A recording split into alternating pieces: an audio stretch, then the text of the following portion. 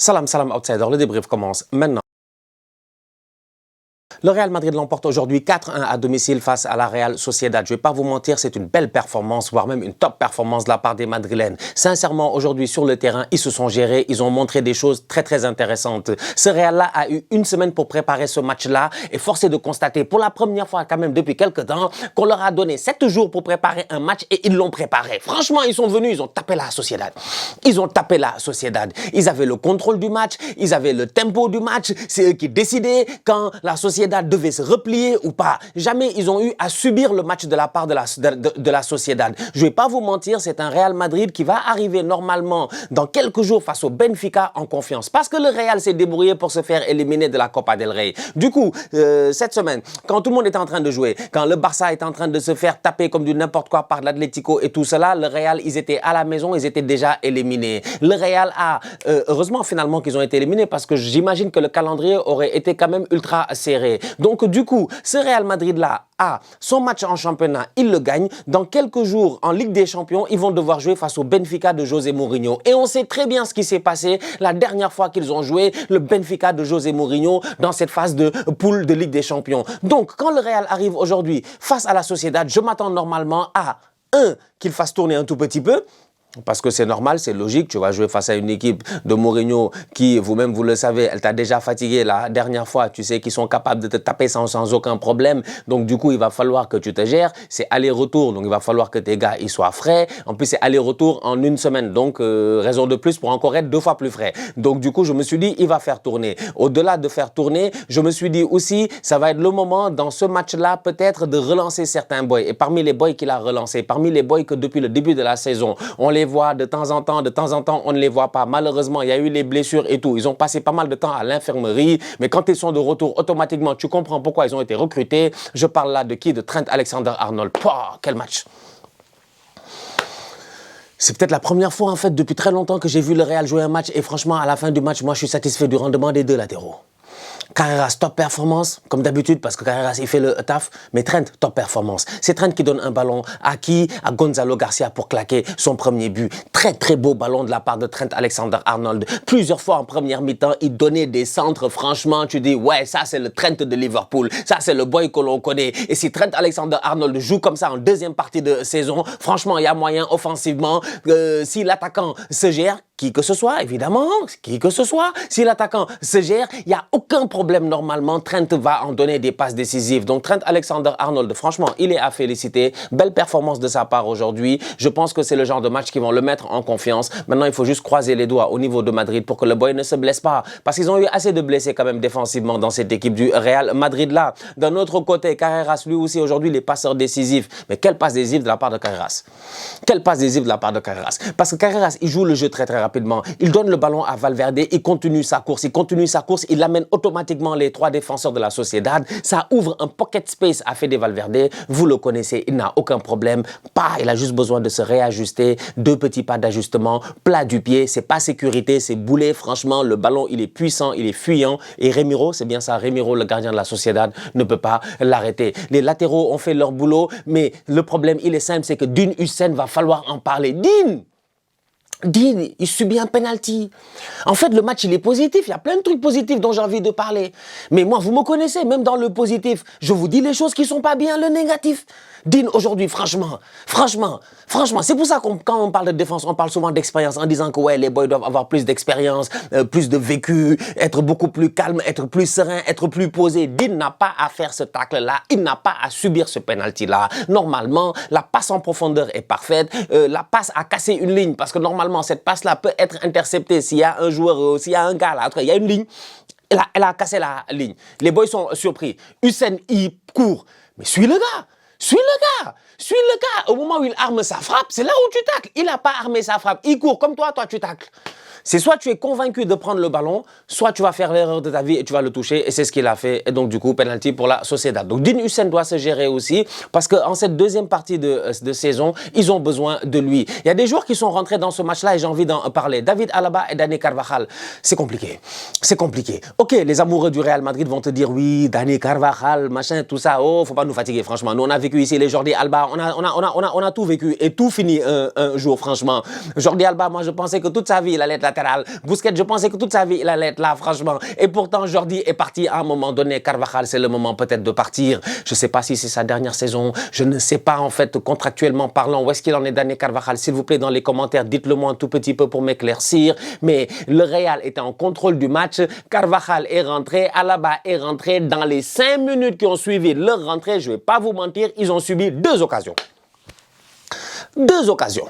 Une tête, déjà Alaba mauvais au marquage, il se fait prendre, il y a une tête. Courtois, heureusement, le ballon tombe juste sur lui. Sinon, à ce moment-là, si cette tête-là, elle est croisée ou décroisée, Courtois peut avoir des problèmes. Et puis la deuxième action, c'est Carvajal. C'est un long ballon, c'est Carvajal qui remet le ballon en jeu. Il remet le ballon en jeu. Il me semble que le gars frappe et il y a arrêt de Thibaut Courtois où il rate sa frappe et tout. Mais voilà, des rentrées défensives peu sereines, mais à 4 buts, avec 3 buts d'avance, à 4-1, c'est tranquille. On peut dire que quand même, ça n'a pas changé grand-chose. Mais ça, c'est un avertissement que moi je donne souvent, c'est les genres de choses que je dis, après ça énerve les gens. C'est comme la dernière fois quand j'ai parlé aux fans du Barça et que je leur ai parlé du travail au milieu de terrain, du fait que face à certains adversaires, ils sont très confiants, ils sont très contents, on est la meilleure équipe du monde et tout, mais je leur avais dit attention parce qu'il y a des adversaires de plus haut niveau. Je leur avais dit en plus mot pour mot que vous jouez des milieux de terrain de Liga, des milieux de terrain bas de tableau, vous les tapez sans aucun problème, mais quand vous allez arriver face à des milieux de terrain qui doivent gagner la Ligue des Champions, c'est-à-dire milieux de terrain style, je sais pas moi, Arsenal, Liverpool,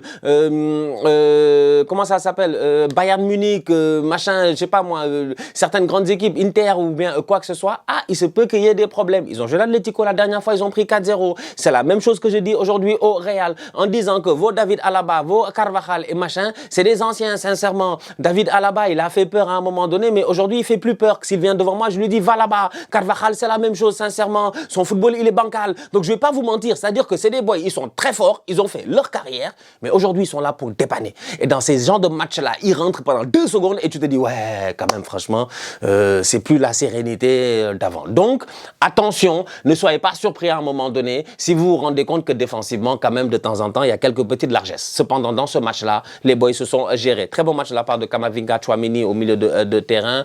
Fede Valverde, Arda Güler aussi, ça a bien fonctionné. Petit bémol, un tout petit peu, parce que le Real, aujourd'hui, ils ont mis l'intensité qu'il fallait, ils ont pressé. Franchement, ils ont pressé et ça, j'ai beaucoup apprécié. Un très bon pressing de la part du Real, ça a pressé, ça courait devant. Bon, en attaque, c'était Gonzalo Garcia et puis Vinicius, donc ça courait et ça pressait.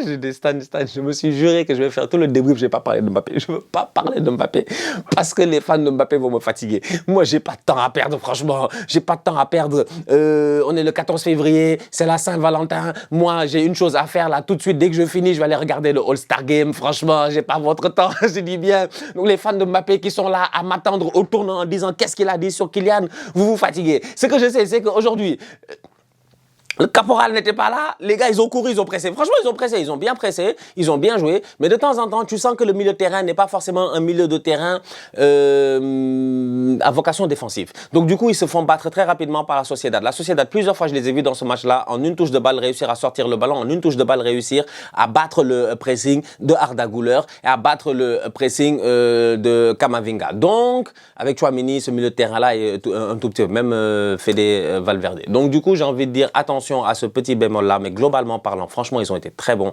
Ils ont joué leur match. Ils ont joué leur match, ils ont été à l'aise. Il y a eu combien de buteurs différents aujourd'hui? 1, 2, il y a eu 3 buteurs différents aujourd'hui. Ils ont été très à l'aise. Ça a balancé des longs ballons sur Vinicius qui était en isolation sur le côté. Il a réussi à avoir 2 pénaltys. Je vais en parler, ne vous inquiétez pas. Mais au-delà de cela, ce qui m'intéressait, c'est que quand Vini n'arrivait pas automatiquement à faire la différence, il faisait quoi? Il gardait le ballon et automatiquement, tu voyais le bloc du Real qui montait et qui était dans la moitié de terrain de la Real Sociedad, ce qui forçait la Sociedad automatiquement à défendre. Donc franchement, moi j'ai bien aimé ce plan de match de la part de Arbeloa. J'ai trouvé ça intéressant, c'était très fluide, ça a joué très bien. Oui, il y a eu des erreurs, oui, il y a quelques ajustements et tout cela. C'est un match de football, donc à la fin de la journée, la vidéo, elle est faite pour ça. Donc ils vont sûrement faire séance vidéo demain ou après-demain et se réajuster et tout. Mais globalement parlant, c'est un Real très très bon qu'on a vu aujourd'hui. Vinicius, excellent, superbe match de sa part, franchement, superbe match de sa part. Il claque un doublé sur penalty. Bon, Le premier penalty, pour moi, il y a penalty. Je ne vais pas vous mentir, le premier penalty, pour moi, il y a penalty. C'est-à-dire que quand je dis ça, je me base tout simplement sur ce que moi, je ressens. Maintenant, vous, c'est ça votre problème. C'est que tu vas dire, il y a penalty, il n'y a pas penalty. Non, il est méchant, il ne nous aime pas, machin, tu sais, il est anti-Madrid, tout ça, on s'en fout. On s'en fout. Calmez-vous, s'il vous plaît. Calmez-vous, on est là en train de discuter. Dans le football, il n'y a pas de vérité absolue. Vous pouvez être d'accord comme ne pas être d'accord. Pour moi, le premier penalty sur Vinicius, il y a penalty. Je dis bien, l'arbitre est à 2 mètres, même pas 1 mètre. L'arbitre, il est là. Il voit très bien. Le boy ne sait pas gérer. Vini a fait son crochet intérieur. Il l'a eu. Le boy, la jambe, elle traîne. Vini est assez intelligent pour aller chercher le contact. Il tombe, il y a penalty. Je ne discute même pas. Il frappe son penalty. Il fait un saut de cabri à la Jorginho. Je ne vais pas vous mentir, le saut de cabri. Le premier, il n'avait pas l'air très serein. Il n'avait pas l'air très serein. Il n'avait pas l'air. Ça, c'est mon avis. Ça c'est personnel. C'est que la première, j'ai dit, Vini. J'ai failli dire, Vini, évite ça. Vini, évite, tu prends des risques là. Tu prends des risques. Heureusement que le gars était à contre-pied, tu vois. T'as pris Remiro à contre-pied et tout. Parce que d'habitude, ils font le saut de cabri, ils regardent le gardien. Vini, regarde le ballon. Il n'est pas convaincu, Vini. Vini a sauté, là. Il s'est dit, si je loupe le ballon, je suis mort. Tu sais, quand tu sautes, il a sauté, il a dû se dire, si je loupe le ballon ici, je suis mort. Il a regardé le ballon, il n'a pas regardé le gardien sur le premier penalty. Le deuxième penalty est beaucoup mieux tiré, ça, il n'y a absolument rien à dire. Franchement, il s'est géré. Donc, 2 penaltys de la part de Vini. Cependant, sur le deuxième penalty, pour moi, il n'y a pas penalty. Maintenant que je suis là, je suis là. J'étais là à la Coupe d'Afrique des Nations, on est là. Il n'y a pas penalty. Pour moi, il n'y a pas penalty. Je me base sur un fait très très simple. Le boy fait tacle, effectivement. Il y a un tacle. Il y a un tacle. Là encore, on va faire valoir l'esprit et la lettre. Il y a un tacle. Il n'y a pas de problème.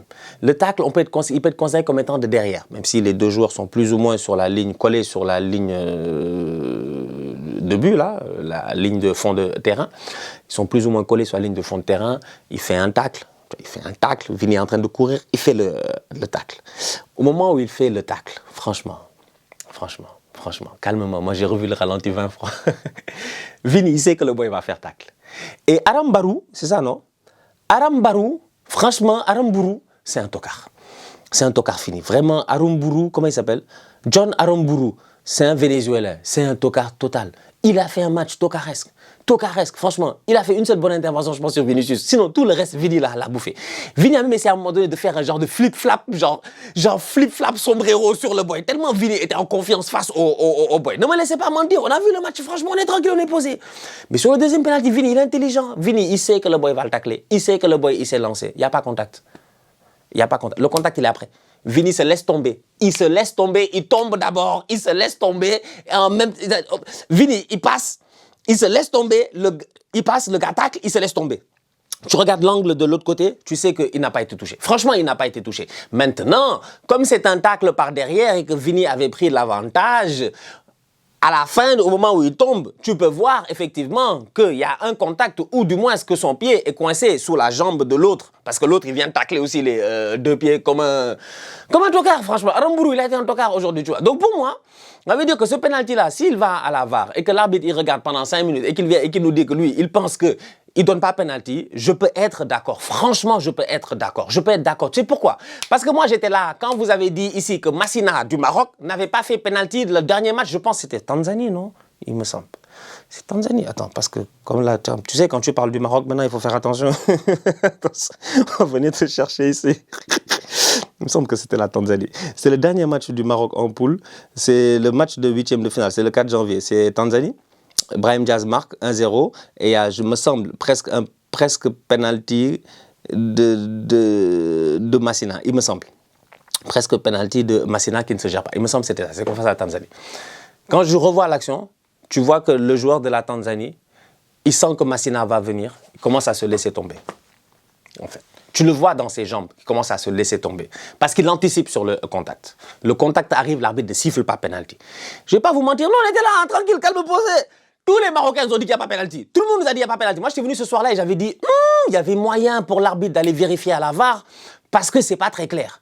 Quand tu revois l'image, tu es comme, ok, je comprends l'argumentaire parce que j'en ai discuté ici même d'ailleurs sur cette chaîne, dans une vidéo avec Willou. On a discuté quand on a fait notre récap fin de cadre, machin et tout ça là. La vidéo est encore en ligne. On a discuté. Et Willou me donne cet argument-là que je trouve effectivement pertinent en revoyant l'image. C'est ouais, le gars, il va chercher le contact parce qu'il sait déjà qu'il va être touché. Donc il anticipe déjà.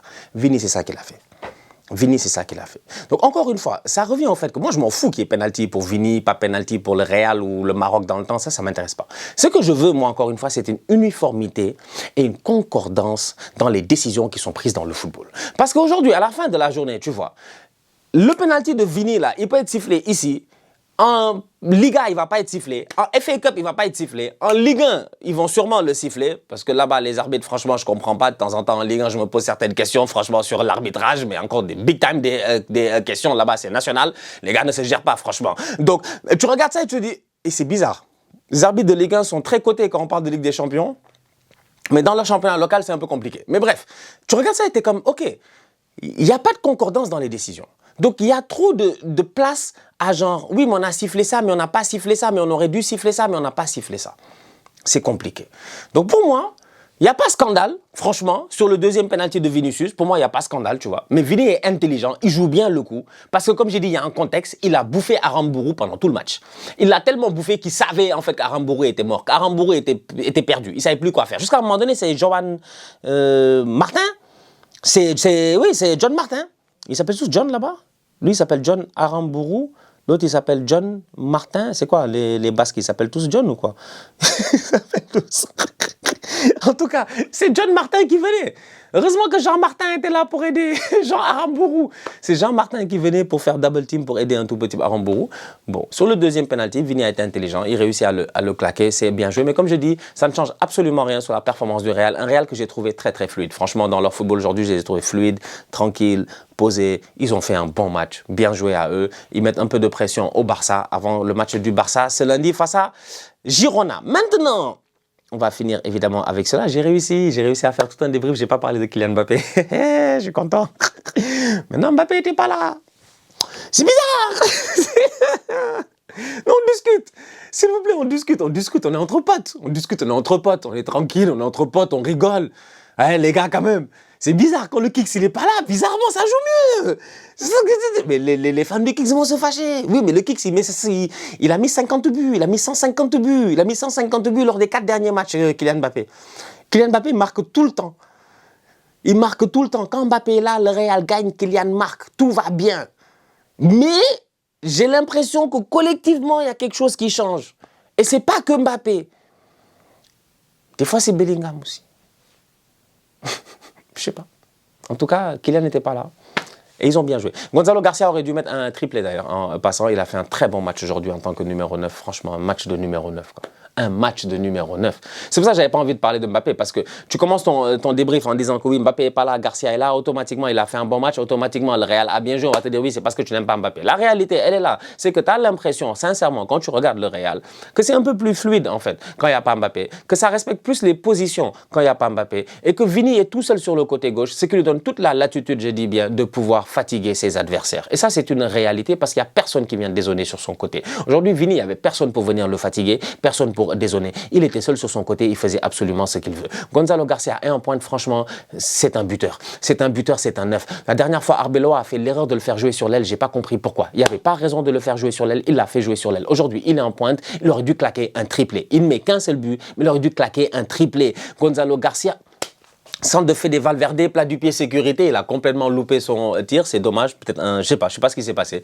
Et je sais pas, le premier but est beaucoup plus compliqué que le but qu'il a raté juste avant la mi-temps. Et il y a une autre occasion où le défenseur glisse, il réussit à partir, mais je pense que son deuxième contrôle est un peu trop long. Au moment où il frappe, le défenseur a le temps de revenir, le gardien est battu, mais le gars fait le sauvetage sur la ligne. Techniquement parlant, Gonzalo Garcia aurait pu mettre un triplé dans ce match-là. Je trouve que ça joue bien avec un attaquant qui respecte ses fonctions d'attaquant. C'est aussi simple que cela. Maintenant, Kylian, ce n'est pas un attaquant. C'est un joueur complet. En fait, il a commencé sur le côté, il a joué en pointe, il a commencé sur le côté gauche, il a fait sa légende à la Coupe du Monde sur le côté droit, il a fait sa légende à Paris sur le côté gauche. Aujourd'hui, il est recentré dans l'axe. C'est un gars qui a eu l'opportunité de jouer un peu partout, c'est un gars qui a besoin de toucher des ballons. Gonzalo Garcia, plusieurs fois dans le match aujourd'hui, il peut rester pendant très longtemps, il ne touche pas de ballon, c'est pas la fin du monde. C'est pas le cas du Kicks. Mais globalement parlant, franchement, je trouve que Gonzalo Garcia, petit à petit, il s'impose bien dans cette équipe, il s'impose bien, c'est un boy pertinent, c'est un bon backup, il ramène un plus, donc on peut lui souhaiter que de trouver du temps de jeu, mais de trouver du temps de jeu dans sa position. Malheureusement, dans sa position, il y a le capitaine, il y a le caporal. Le général. Il y a Kylian Mbappé. Et tant que Mbappé est là, Garcia ne jouera pas. Donc, il est obligé de s'arranger et de temps en temps, s'il y a des opportunités, jouer à gauche, jouer à droite. Donc, voilà. Mais j'ai beaucoup aimé le match de Gonzalo Garcia en pointe, même s'il n'a marqué qu'un seul but. Donc, voilà. Belle victoire de la part du Real. 4-1, j'ai envie de le dire, sincèrement. Très belle performance de la part des Madrilènes. Rendez-vous cette semaine face au Benfica de José Mourinho. J'attends que ça, vous-même, vous savez. Alors, du coup, pour ceux qui ont oublié, évidemment, parce qu'il y en a peut-être certains qui ont eu l'opportunité malheureusement d'oublier. Il y a quelques semaines en Ligue des Champions, on a fait le débrief qui est encore en ligne. Real Madrid 2, Benfica 4. Ce jour-là, le Benfica, ils auraient pu en mettre 5, 6. C'est des fous. Ils sont coachés par un gars qui a été une légende au Bernabéu. Mourinho, partout où il est passé, c'est une légende. Mourinho est une légende de partout. Une légende de Stamford Bridge, une légende de Giuseppe Meazza, une légende de Bernabéu, c'est une légende partout où il est passé. Et Arbeloa a été son joueur. Et Mourinho, c'est un spécialiste du mind game. Donc j'ai hâte de voir cette double confrontation Real Madrid-Benfica. La famille, on se capte très bientôt pour une nouvelle vidéo. D'ici là, on continue à liker, on continue à partager. On s'abonne. On est ensemble, on reste en santé. Toujours le plus important. Tous outsiders.